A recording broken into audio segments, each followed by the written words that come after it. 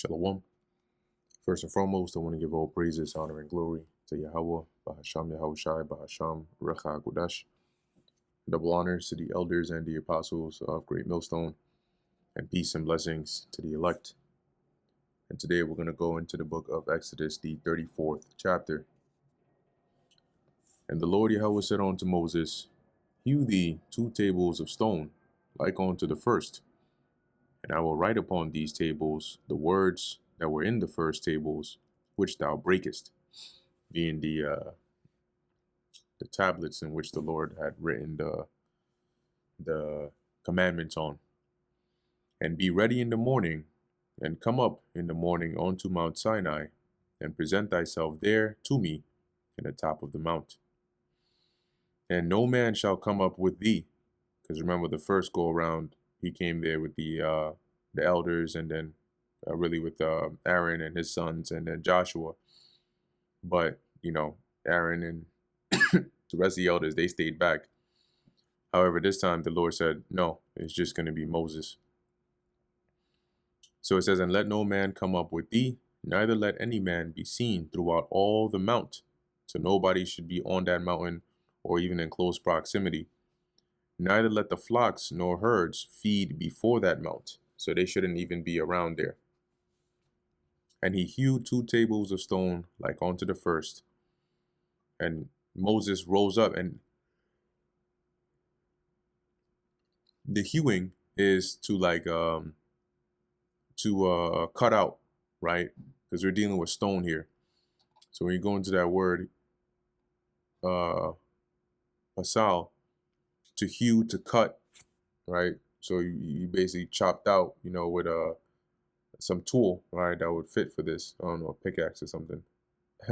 The 2 stones in that manner in which he did, or the first 2 were. All right, so continuing on. And Moses rose up early in the morning and went up onto Mount Sinai, as the Lord Yahweh had commanded him, and took in his hand the 2 tables of stone. And the Lord descended in the cloud, and stood with him there, and proclaimed the name of the Lord Yahweh. So this cloud, which would likely be a chariot, basically descended, right? Basically pulled up at that mount where Moses is, came down nice and low, and he could hear from it this sound, all right, the proclamation of the name of the Lord. And the Lord passed by him, or by before him. This would be the chariot, and proclaimed the Lord Yahweh, the Lord Yahweh, the Most High, merciful and gracious, long-suffering and abundant in goodness and truth. So this is like an announcement, like an opening, right, before somebody makes their way there, kind of like the verbal rolling out of the red carpet. You kind of see this in wrestling, right? How they'll announce the titles and all of that, or even at the announcement of a king or a ruler. Most this, most that, most this, that, and then they'll make their way out there. It says, keeping mercy for thousands, forgiving iniquity and transgression and sin, and that will by no means clear the guilty, so to acquit the wicked, visiting the iniquity of the fathers upon the children, and upon the children's children, on to the 3rd and to the 4th generation. And this is like a repeat, right? Because we've gone through this before. I think this was in Exodus 20 when the Lord showed himself, right? Let me see here. Is it 20? Maybe they misled me with that one. But yeah, we have seen that one before. I just forget exactly which chapter it was in that we read it. But long story short, as it says, visiting the iniquity of the fathers upon the children. Now we know this doesn't necessarily mean that if a father sins, the child will pay for it, because the Lord made that clear that that's not going to be the case. The only time where the descendants would pay is if the Lord cursed that household or that line, like he did Eli. Okay, but other than that, the fathers would pay for their own sins. That's why it mentions here on to the 3rd and 4th generation, because that would be roughly around the time in which those fathers would come back on the earth again as those children, the process of reincarnation. And Moses made haste, so he hurried and bowed his head toward the earth and worshipped. And he said, If now I have found grace in thy sight, O Lord, let my Lord, I pray thee, go among us.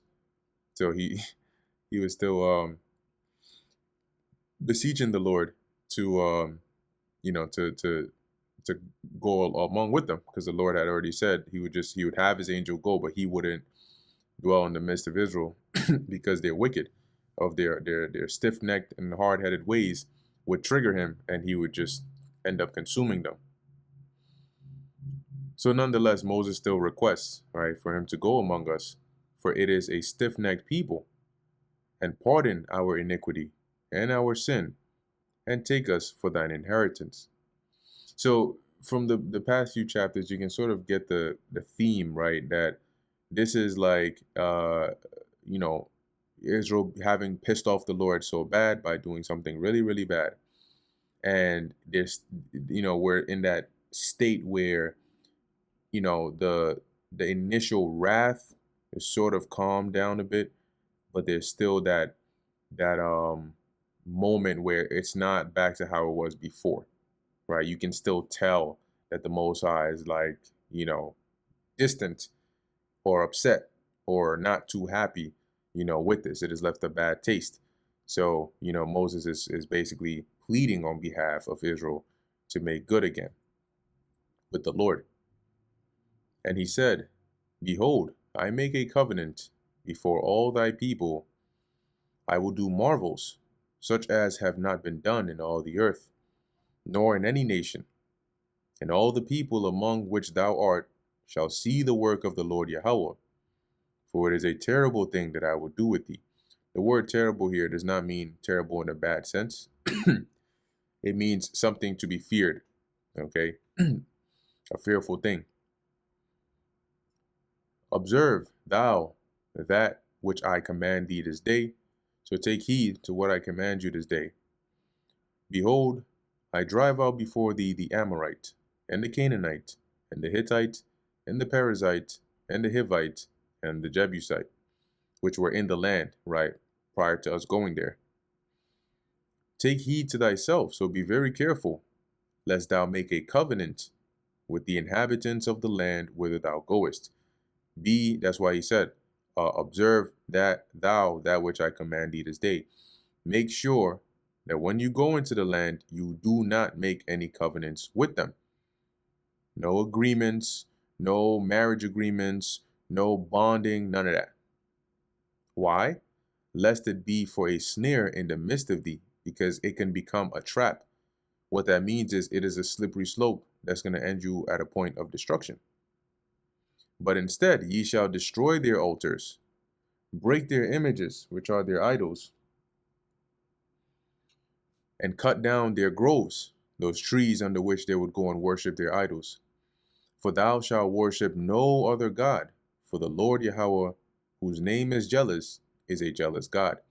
Now, the Most High's actual name is not jealous, but what it means when you go into the word name, as much as it is, a sound that you can refer to somebody by, it also means a reputation, right? Or a memorial or so on. So the Lord, in this case, is known for being a jealous God. Okay. As it says, so whose name is jealous is a jealous God. So he's known as part of that name or reputation, which is it's just something you're known for. But he's known for being a jealous God, meaning he doesn't tolerate idolatry. Okay, and he is a jealous power. So be very, very careful with that. Lest thou make a covenant with the inhabitants of the land, and they go a whoring after their gods, and do sacrifice unto their gods, and one call thee, and thou eat of his sacrifice. See? Because if you go and you make a covenant with them, and then when they go and start worshiping their idols, they invite you, and you go and you eat of their sacrifice. Now look at the trap that you're falling in, because you want to make a covenant with them. So don't do it. And And thou take of their daughters unto thy sons, and their sons go a whoring after Slakia, and their daughters go a whoring after their gods. So that's when they go and worship their gods, and make thy sons go a whoring after their gods. This is what the Lord is concerned with. Okay. Now this doesn't mean that you cannot have like a heathen as a concubine, which is a lesser wife. But what the Lord is warning of here is when you go into the land, if you go and you make these deals and covenants with them, what's going to happen is when you start to marry their daughters, they will lead you astray. Okay, that's the problem, because if it was just about, having their women as concubines, then the Lord would have stopped there. He wouldn't have mentioned here, right? And make thy sons to go a whoring after their gods. That's the main subject matter here. Verse 17, thou shalt make thee no molten gods. Okay, so no idols. The feast of unleavened bread shalt thou keep. 7 days thou shalt eat unleavened bread, as I commanded thee. In the time of the month Abib, for in the month Abib thou camest out of Egypt. That is the month in which we kept the Passover. All that openeth the matrix is mine, right? Which is all the firstborns. So all that, the first to come out of the womb, that's opening the matrix, belong to the Lord. We went over that. Because remember, the Lord is given a repeat of the laws he gave before, the judgments he gave before. But Moses broke them because he was angry. And when I say broke them, I mean he broke the actual tablets in which they were that the Lord had given him the testimony on it. He ended up breaking it, so now he has to go and get a new one. All that openeth the matrix is mine, and every firstling among thy cattle, whether ox or sheep, that is male, that is the Lord's. Okay. But the firstling of an ass thou shalt redeem with a lamb. So if you have a ass that has a firstborn male, that is the Lord's, but it's a ransom, right? You need to bring a lamb to redeem it. Then you can use it and it'll be yours. And if thou redeem him not, if you don't do that, then shalt thou break his neck. So it cannot be you can't use it. All right, it's not yours. It belongs to the Lord. And you didn't give a ransom for it, so you're going to need to break its neck. All the firstborn of thy sons thou shalt redeem. You don't have an option there. And none shall appear before me empty, i.e. without an offering. 6 days thou shalt work, but on the 7th day thou shalt rest. In earing time, which is the time of plowing, and in harvest thou shalt rest. So regardless of the season, the Sabbath is the Sabbath. And thou shalt observe the Feast of Weeks, of the first fruits of wheat harvest, which is the Feast of First Fruits, and the Feast of Ingathering at the year's end, which is the Feast of Tabernacles. Thrice, which is 3 times in the year, shall all your men children appear before the Lord Yahweh, or in other words, all your males, the God of Israel. And that's for the Feast of Unleavened Bread, the Feast of First Fruits, and the Feast of Tabernacles. For I will cast out the nations before thee, and enlarge thy borders. Neither shall any man desire thy land, when thou shalt go up to appear before the Lord Yahweh, thy God, thrice in the year. So this is on condition that we fear the Lord and follow his judgments. And he's going to drive the nations out from before us, increase our border, and with the nations gone, we won't have to worry about any of them coveting our land or trying to come and conquer us, prohibiting us from going to serve the Lord as he requires. Thou shalt not offer the blood of my sacrifice with leaven. So when you bring the sacrifice onto the Lord, you're not supposed to bring it with leaven goods, unless the Lord specifically mentions that, which he hasn't here. Neither shall the sacrifice of the feast of the Passover be left unto the morning, right? Which we know that, right? And if the Passover lamb, right, if there's anything left of it in the morning, you have to burn that. The first of the first fruits of thy land thou shalt bring unto the house of the Lord thy God. Thou shalt not seethe a kid in his mother's milk, which we also went over that as well, which is basically a kid, a baby goat that is still being breastfed. It hasn't been weaned yet, right? You're not to, when you seethe, it's to cook, all right? So you're not to cook that. And the Lord Yahweh said unto Moses, write thou these words, for after the tenor of these words have I made a covenant with thee and with Israel. And I'll read this in the NLT, but it's basically, this is the contract, right? Then the Lord said to Moses, write down all these instructions, for they represent the terms of the covenant I am making with you and with Israel. And he was there with the Lord 40 days and 40 nights. He did neither eat bread nor drink water. Damn, that's over a month. And he wrote upon the tables the words of the covenant and the 10 commandments. And you know, this is one, you had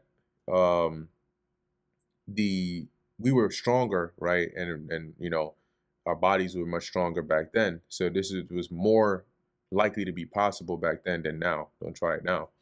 Okay. But also, you know, really whatever whatever he needed to be sustained, the Lord could just give him without him eating or drinking. Right. There's an account even a long time after this time period, right? Hundreds of years after this, where on the account of Elijah, an angel brought him food, and it says he went on that strength, right? I forgot how long exactly it was, but it was quite a long time. You know, so there goes to explain that it's not the same now. The earth doesn't yield as good or healthier foods now, and your body is definitely not in the condition for that. Verse 29, and it came to pass when Moses came down from Mount Sinai with the 2 tables of testimony in Moses' hand, when he came down from the mount, that Moses wist not that the skin of his face shone while he talked with him. So while he was up there on the mount, you know, speaking with the Lord, his face started to shine. But when he came down, he didn't realize it, right? He didn't even know that was the case. And when Aaron and all the children of Israel saw Moses, behold, the skin of his face shone. So it was very bright. It was like shining. And they were afraid to come nigh him. And Moses called unto them, and Aaron and all the rulers of the congregation returned unto him, and Moses talked with them. So they're like, yo, you know, we don't know what's going on here. Like, you looking kind of scary, man. But after he spoke with them, you know, everything, they calmed down and everything. And afterward, all the children of Israel came nigh, and he gave them in commandment all that the Lord Yahweh had spoken with him in Mount Sinai. Until Moses had done speaking with them, he put a veil on his face. So meaning while he was speaking with them, he put a veil on his face because, you know, his face was shining so bright. It was probably fearful for them. But when Moses went in before the Lord to speak with him, he took the veil off until he came out. So whenever Moses would go speak with the Lord, he would take that veil off and speak with the Lord. But whenever he would come back, because his face was shining, he would put that veil on. And he came out and spake unto the children of Israel that which he was commanded by the Lord. And the children of Israel saw the face of Moses, that the skin of Moses' face shone. And Moses put the veil upon his face again until he went in to speak with him, that is, to speak with the Lord. And that brings us to the end of Exodus, the 34th chapter. Lord willing, that was edifying to the elect. In closing, I want to give all praises, honor, and glory to Yahweh, Bahasham Yahweh Shai, Bahasham Recha Kudash. Until next time, Shalom.